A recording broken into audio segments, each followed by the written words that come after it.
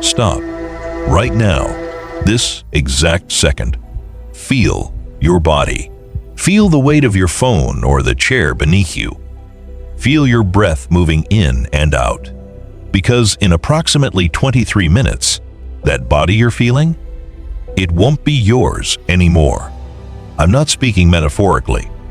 I'm not being poetic.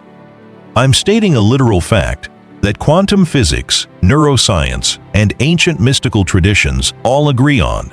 The person watching this video right now will cease to exist before this video ends. And I can prove it to you. But first, let me ask you something, and I want you to be brutally honest with yourself.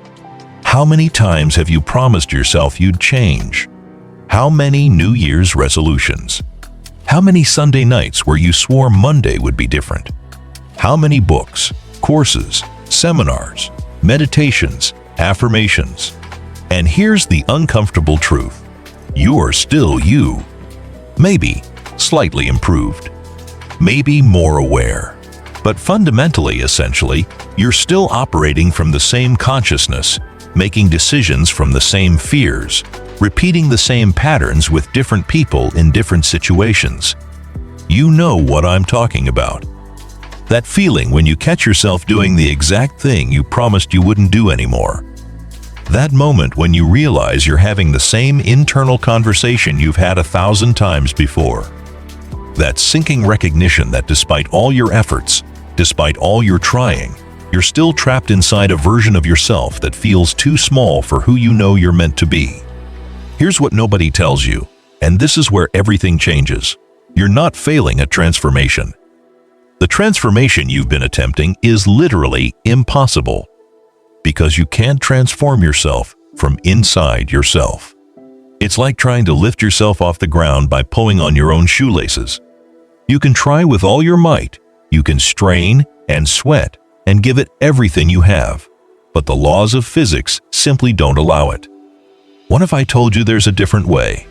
Not a better strategy, not a more effective technique, but a complete paradigm shift that makes everything you've been trying to do obsolete. What if the entire concept of self-improvement is the very thing keeping you trapped?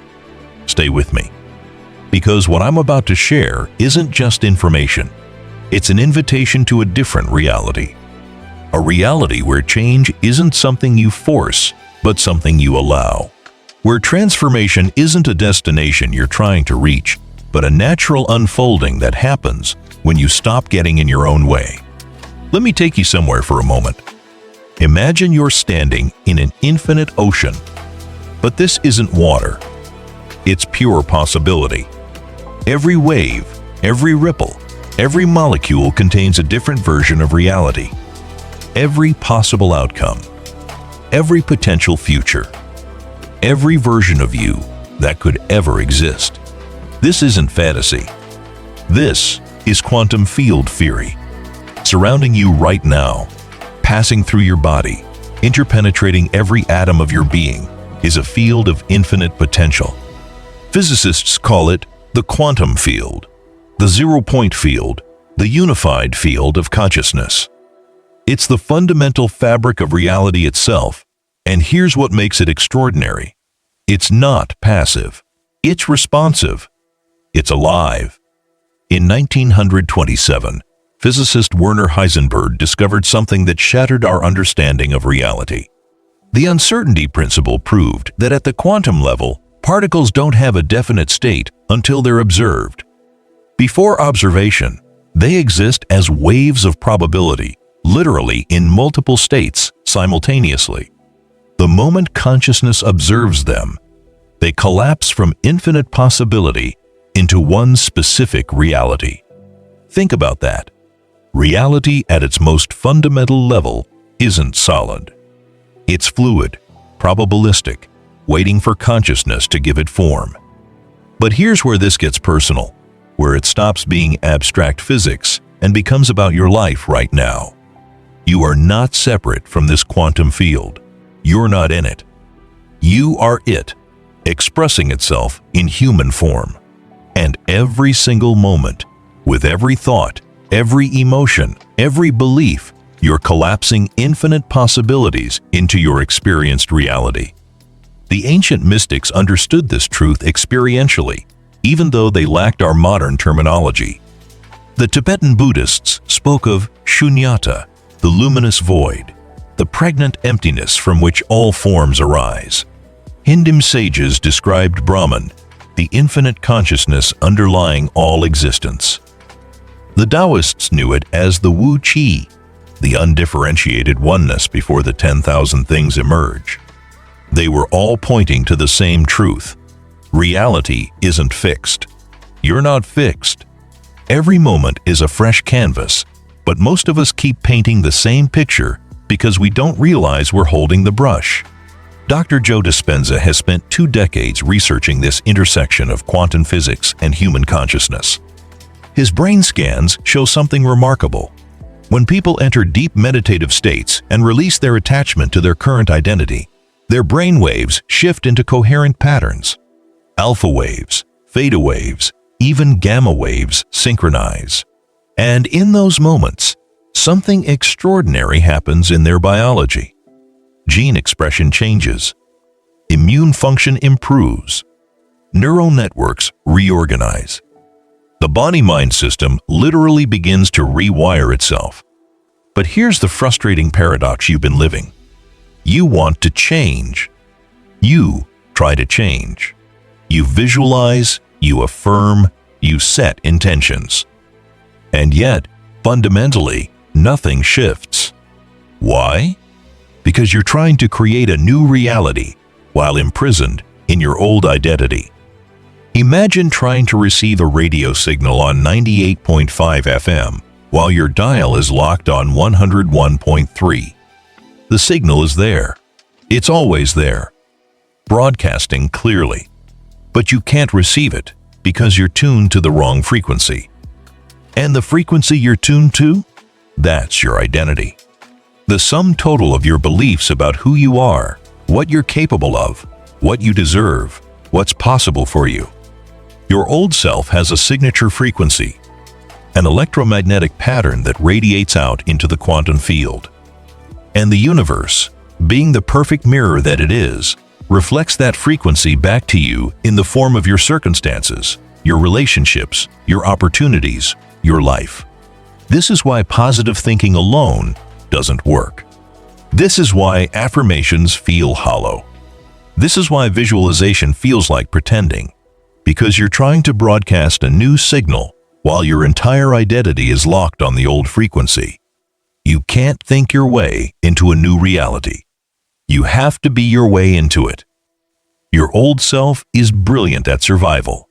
It has kept you alive this long, navigated countless threats, developed strategies and defenses that worked in the environments you grew up in.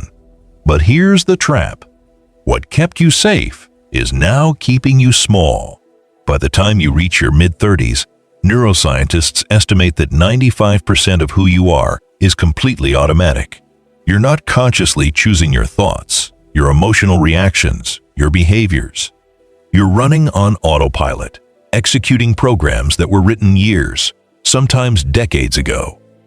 Dr. Bruce Lipton's research in epigenetics reveals something profound. Our subconscious mind, which controls 95% of our behavior, is essentially a recording device. From birth to age 7, our brains operate predominantly in theta wave states, the same state hypnotists use to implant suggestions. During these formative years, we're recording everything, absorbing beliefs, attitudes, and emotional patterns from our environment like a sponge. These recordings become the operating system of your old self. And here's the uncomfortable truth. That operating system was written by people who were themselves running unconscious programs. Your parents, your teachers, your culture, all doing their best, but all transmitting their own limitations, their own fears, their own unhealed wounds. So you end up with beliefs you never consciously chose. I'm not good enough. Success requires struggle. I can't trust people. Money is hard to make. Love always ends in pain.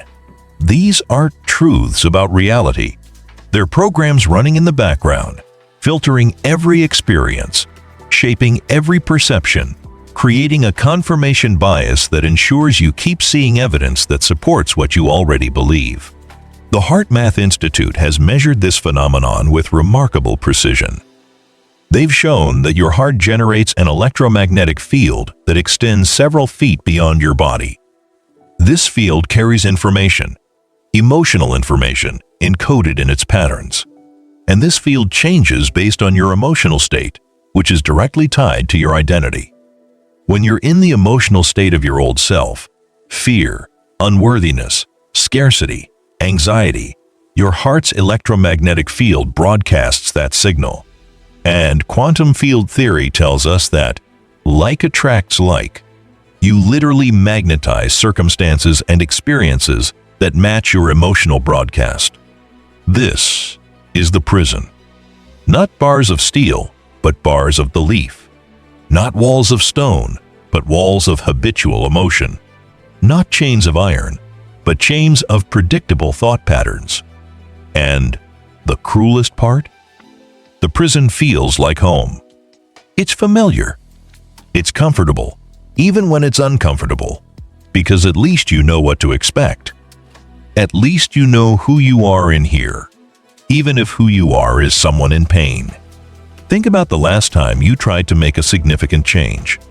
Maybe you decided to start a business, end a toxic relationship, move to a new city, pursue a dream you'd been suppressing. What happened? How long did it take before that voice started? The voice of your old self. Who do you think you are? This is unrealistic. You're going to fail. You're going to get hurt. People like us don't do things like this. That's not wisdom. That's not protecting you. That's your old self defending its existence because it knows, at some primal level, that for you to become someone new, it has to die. And it will fight to survive. Here's the perspective shift that changes everything. Transformation isn't evolution. It's extinction. The caterpillar doesn't become a butterfly. That's the story we tell children, because we don't want to scare them with the truth. The truth is more profound and more unsettling.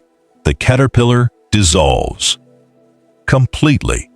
It liquefies inside the chrysalis, breaks down into primordial soup, and something entirely new is born from that dissolution. There's no continuity, no gradual improvement, just death and birth, with a mysterious transformation in between. This is what quantum transformation actually looks like. And this is why it terrifies people. Because some part of you knows, for the new self to emerge, the old self must cease to exist. Not metaphorically, actually. But here's what makes this bearable, what makes it beautiful. You're not letting go of who you are. You're letting go of who you never were. That identity you're clinging to, the one you think is you, it's not. It's a costume, a character, a role you've been playing for so long that you've forgotten you're acting. The wounded one, the successful one, the struggling artist, the responsible parent, the rebel, the perfectionist, the victim, the hero. These are masks, not faces. Stories, not truth. Ancient Buddhist philosophy has a term for this: anatta, no self. The recognition that the solid, continuous self we feel we are is actually an illusion, a mental construction, a narrative our brains tell us to create a sense of coherence and continuity. Modern neuroscience has caught up to what the Buddha taught too, 500 years ago. Dr. Michael Gazzaniga's split brain research revealed something shocking. Your brain has an interpreter function, primarily in the left hemisphere, whose job is to create a coherent story about who you are and why you do what you do. And this interpreter will literally make up explanations, confabulate reasons, invent meanings to maintain the illusion of a consistent self. You are not who you think you are. You're who you think you are. It's a story, and the story can be rewritten, but only if you're willing to admit you've been reading fiction this whole time. So when you let go, what are you actually letting go of? The need to be right about your limitations, the comfort of familiar suffering, the identity you built around your wounds, the story that says you're broken and need fixing, the belief that who you were yesterday determines who you can be tomorrow. You're letting go of a lie that feels like truth because you've been telling it for so long. And what's underneath? What's been there all along, waiting for you to stop performing, stop defending, stop pretending? Your true self. Not the self you've constructed, but the self that was there before you learned to construct anything. The consciousness that witnesses thoughts but isn't made of thoughts. The awareness that experiences emotions but isn't defined by emotions. The presence that exists beyond roles, beyond stories, beyond identity itself. This is what the mystics mean by enlightenment. Not some blissed-out state where you float above human experience. Just the simple, profound recognition that you are not your programming. You are the space in which the programming runs, and you have the power to change the code. But you can't change the code from inside the code. You have to shut the system down completely. You have to let the old operating system crash. And yes, that feels like death. Because it is death. Death of an illusion that felt so real it might as well have been reality. The question isn't whether you're ready to die.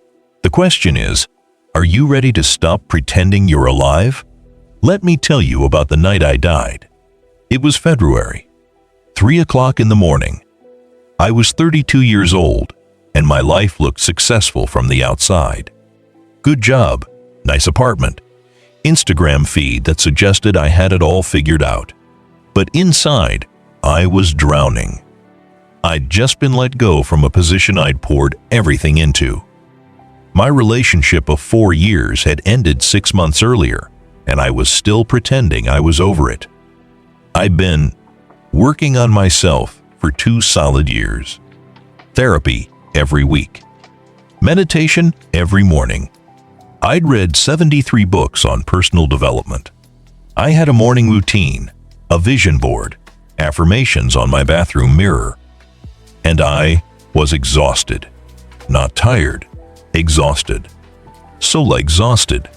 Tired of trying to fix what felt perpetually broken. Tired of the gap between who I was and who I was trying to become. Tired of the constant effort required just to feel okay. That night, sitting on my bedroom floor at 3 in the morning, something inside me just broke. Or maybe it broke open. The distinction didn't matter anymore. I remember the exact moment. I'd been crying. That deep, primal crying where your whole body convulses. And then, suddenly, I stopped. Not because I felt better. Because I felt nothing. Empty. Completely, totally empty. And in that emptiness, I heard myself say out loud, I give up. Not, I give up trying to change. Not, I give up on my dreams. Just, I give up. I gave up trying to be someone. Anyone. I gave up the struggle to become. I gave up the fight against what is. I gave up the need to know who I was or what I was supposed to do or where I was supposed to be going. I surrendered. And in that surrender, something extraordinary happened. Nothing changed, and everything changed. The room looked the same. My problems were still there. My bank account was still concerning. My ex was still gone. But I was different. Or rather, the me that had been suffering through all of it was gone. I felt weightless. Not happy, necessarily. Just free. Free from the constant narration in my head. Free from the emotional weight I'd been carrying. free from the identity I'd been defending and maintaining and trying to improve. I sat there for hours, just breathing, just being, experiencing a clarity I'd never known was possible. It wasn't that I suddenly had all the answers. It was that the questions themselves dissolved. Who am I? Became irrelevant because I realized I was asking the wrong question. The real question was, what am I? And the answer was simple: consciousness experiencing itself in human form. The old me was someone who needed to prove his worth because he didn't believe he was inherently valuable. Someone who was terrified of rejection because he'd learned early that love was conditional. Someone who pushed and strived and struggled because he believed rest meant falling behind. That person didn't transform that night. He died. Completely. And I felt it happening. Felt the structure of that identity dissolving, like ice melting into water, solid becoming fluid, form returning to formlessness. What emerged over the following days and weeks wasn't someone I created. It was someone I allowed. I stopped deciding who I should be and let myself discover who I actually was beneath all the programming. And here's what shocked me. I liked that person. Not the self-improvement version of liking, where you're proud of your progress, but genuine liking, the way you might like a good friend, someone authentic and real and imperfectly perfect.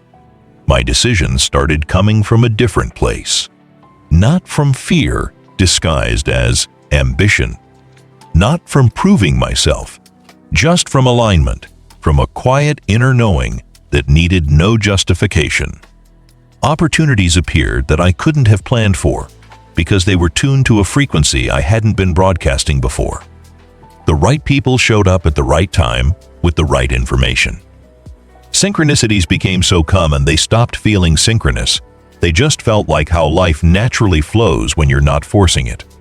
I'm not telling you this to suggest my life became perfect. It didn't. Challenges still came. Difficult emotions still arose, but I met them differently. Not as problems to solve, but as waves to surf. Not as evidence that something was wrong with me, but as movements in consciousness that I could witness without becoming. That night changed everything, because I stopped trying to change anything. Let me break down what's actually happening during a quantum shift, because understanding the mechanism helps you recognize when it's beginning in your own life. First, there's what I call reality glitching. The matrix starts showing you it seems. You begin noticing synchronicities, meaningful coincidences that feel too precise to be random. You think of someone you haven't spoken to in years, and they text you that day. You need specific information, and a book falls off a shelf opened to exactly the page you needed. You see the same number sequences repeatedly, 11:11 a.m., 3:33 a.m., and while you can't explain why, it feels significant. These aren't coincidences. They're feedback from the quantum field, confirmation that you're becoming sensitive to subtler levels of reality. Your old self was too dense, too caught in mental chatter to notice these signals. But as you begin to loosen your grip on that identity, you become permeable to information that was always there. Carl Jung called this synchronicity, the acausal connecting principle, meaningful coincidences that reveal the underlying interconnection of all things. Quantum physicist David Bohm described it as the implicate order, the hidden wholeness beneath the fragmented appearance of separate events. What's happening is your consciousness is beginning to perceive the unity underlying apparent diversity. You're waking up to the fact that you're not a separate self having experiences, but consciousness itself experiencing life through a temporary human form. Next comes divine dissatisfaction. Nothing in your old life fits anymore. Your job, even if it's successful, feels hollow. Your relationships, even if they're stable, feel superficial. The activities that used to bring you pleasure now feel empty. Your usual coping mechanisms, Netflix, social media, shopping, whatever you used to distract yourself, they stop working. This phase is crucial, and most people misinterpret it as depression. It's not. Depression is a collapse of meaning. Divine dissatisfaction is evolution of meaning. Your consciousness is outgrowing its container. The identity you've been wearing has become too small, and everything in your life that supported that identity now feels constrictive. Dr. Kazimierz Dabrowski, a Polish psychologist, called this positive disintegration. He observed that psychological growth often requires the dissolution of current structures to make way for more complex ones. The breaking down isn't pathology, it's developmental necessity. This is where most people panic and try to go back. They interpret the discomfort as a sign they've made a mistake, rather than recognizing it as confirmation they're on the right path. So they return to the familiar, the toxic relationship, the soul-crushing job, the numbing routines, and the moment of potential transformation passes. If you can stay present through the divine dissatisfaction, you'll enter what spiritual traditions call the dark night of the soul. St. John of the Cross first wrote about this in the 16th century, describing it as a phase where everything you thought you knew gets questioned, where your beliefs crumble, where meaning itself seems to dissolve. This is the void phase, the space between identities. You've let go of who you were, but who you're becoming hasn't fully emerged yet. You're in the chrysalis, liquefied without form. This phase is terrifying because humans are meaning-making creatures. We need narrative, coherence, a sense of who we are and where we're going. And in the dark night, all of that disappears. You can't see the path. You don't know who you are. You can't predict what comes next. But here's what makes it sacred. This darkness is fertile. It's the void from which creation emerges. It's the silence before the symphony. It's the blank canvas that contains all possible paintings. In quantum terms, you've collapsed back into pure potential. You're no longer a particle with a fixed position. You're a wave of probability. Every version of you exists simultaneously in this space, and which one emerges depends entirely on where you place your attention when you finally open your eyes. This is why rushing through this phase is counterproductive. You need to let yourself dissolve completely. The more thoroughly you let the old self die, the more completely the new self can be born. There's a threshold moment in every transformation, a point of no return. And it comes not when you finally figure everything out, but when you stop trying to. It's the moment you surrender control. Not give up on life, but give up trying to control life. Let go of the need to know, to plan, to manage every outcome. Trust that the intelligence that grows your hair and beats your heart and orchestrates the dance of galaxies knows how to transform you too. This isn't passive. Surrender is the most active thing you can do, because it requires you to consciously release everything your ego wants to grip. It's like holding your breath underwater, and then, despite every survival instinct screaming at you to hold on, you exhale. You let the air go, trusting that there will be more. In Zen Buddhism, they call this state don't know mind. The recognition that the intellect, with all its clever strategies and logical plans, cannot navigate you to awakening. You have to be willing to not know, to trust the wisdom that operates below the level of thought. Dr. Ian M.C. Gilchrist's research on brain hemisphere differences reveals something profound here. The left hemisphere is all about control, categorization, manipulation, getting what it wants. The right hemisphere is about relationship, connection, perceiving the whole. Transformation happens when we stop letting the left hemisphere dominate and allow the right hemisphere's holistic awareness to guide us. But here's the thing about surrender. You can't fake it. You can't decide to surrender the way you decide to go to the gym. Surrender happens when you've exhausted all other options, when you've tried everything and nothing has worked. When you finally admit that you don't have the answers and you need help from something larger than your small, separate self. And in that admission, that humble, exhausted, beautiful admission, grace enters. I'm using a spiritual word intentionally. Grace. Call it quantum field response. Call it emergence. Call it whatever fits your worldview. But there's a force, an intelligence, a benevolent organizing principle that responds to genuine surrender with precise action. You don't make the transformation happen. You create the conditions, and the transformation happens through you. What are the conditions? Presence, stillness, the willingness to sit with discomfort without trying to fix it, numb it, or escape it. The courage to feel everything you've been avoiding feeling.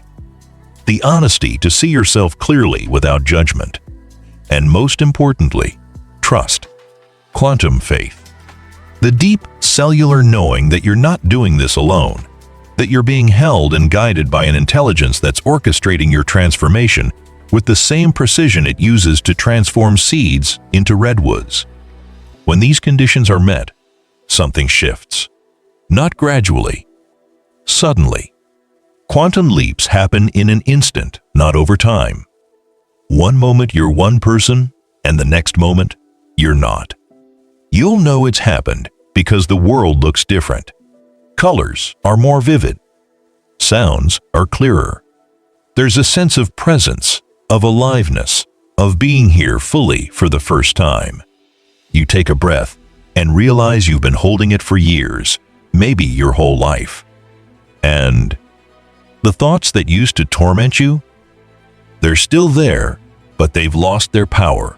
They're like clouds passing through the sky of your awareness. You can watch them without becoming them. The emotions that used to control you, they flow through you now. You feel them completely, but you're not drowning in them. You're the ocean, and they're waves. The waves rise and fall, but the ocean remains. This is freedom. Not the absence of challenge, but the presence of consciousness that can meet any challenge without losing itself. When you fully embody your new self, you don't become superhuman. You become fully human for the first time. Your intuition crystallizes. You know things before you should logically know them. You walk into a situation and immediately sense what's needed. You meet someone and within moments understand them at a depth that normally takes months. This isn't magical. It's your natural perceptive abilities finally operating without the interference of your old self's filters and defenses. The HeartMath Institute has shown that the heart's electromagnetic field contains information that our brains can decode. When you're in heart coherence, when your emotional state is clear and aligned, you can literally sense information from your environment before your conscious mind processes it.